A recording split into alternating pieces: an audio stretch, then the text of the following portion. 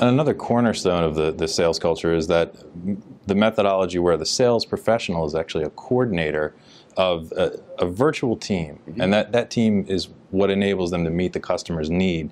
But who are the stakeholders that make up the virtual team? Yeah, so another great question. So, you mentioned, first of all, I'm going to offer a slight correction if I could. So you mentioned that, or a slight enhancement to that if I could. You mentioned that the sales professional is the quarterback, and in often cases, I should say in many cases, that is true.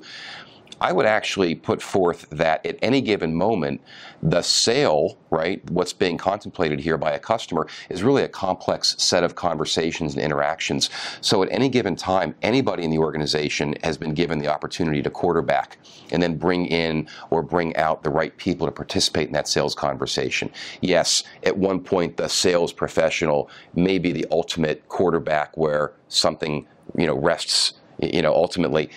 Although I think everybody has a chance to step up and be quarterback, and that's what's so fun about building a sales culture. Is that part of the process? Is it helping to, when you're trying to get an organization to understand the idea, is part of it that they assume that it's focused on sales professionals or maybe even sales managers, and you're trying to get them to understand that it extends beyond one or two individuals? It's really focused on everybody. So in all of my keynotes and in my sales culture workshops, I typically have a very mixed audience: sales, HR, accounting, finance, legal, somebody from the C-suite, marketing, product development, because it's a very case study driven approach. And what it does is it really demonstrates very clearly that everybody participates in that sales dialogue.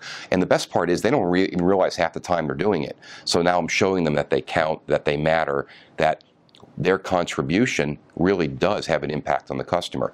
Another analogy would be an elevator. If you think about the bottom of the elevator or the first floor being the prospect identification by the sales professional, and the top of that elevator being a customer saying, yes, I'll buy from you.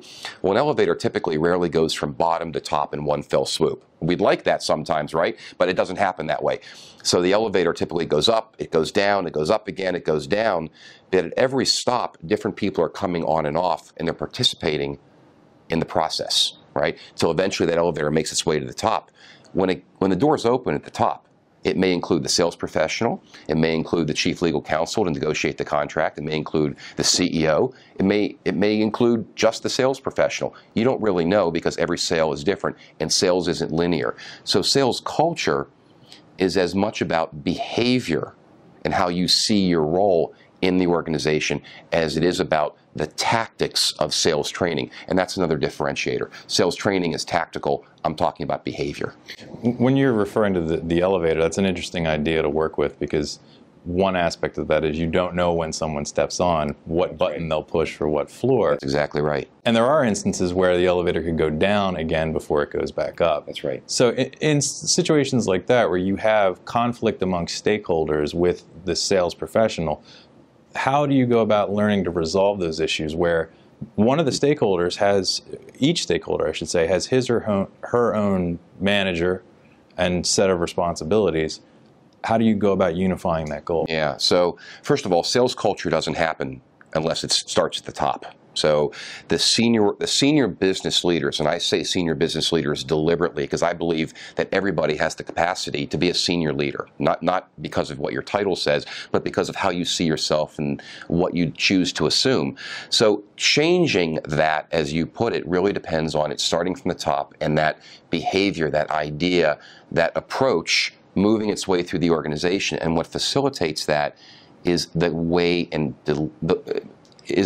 that we communicate. It's the way that we choose to interact with people.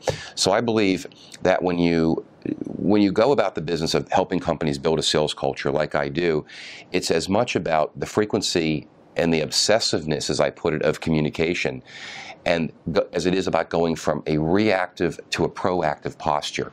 Most people know that. Most companies today, whether they're big or small, what are you doing most of the day? You're reacting to a phone call, to email, to a text message, to anything, quite frankly, that takes you out of the conversation, the traditional sales conversation.